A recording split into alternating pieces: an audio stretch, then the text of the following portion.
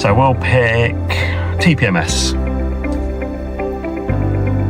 So while this device cannot read the sensors externally from the vehicle, you can tell the vehicle to scan for new sensors.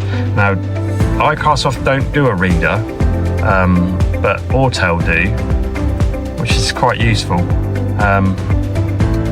So let's connect. So what this can do is it can tell the car to read the sensors that are nearby. And if you've got the codes on the sensors, so if you've got new sensors and you've got the serial numbers on them, you can read them off manually, and you can type them in if you want to.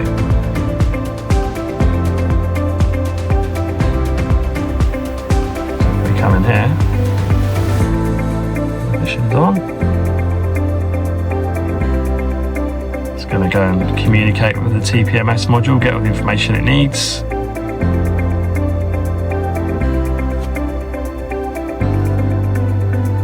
Right, so this one in here has only got the ability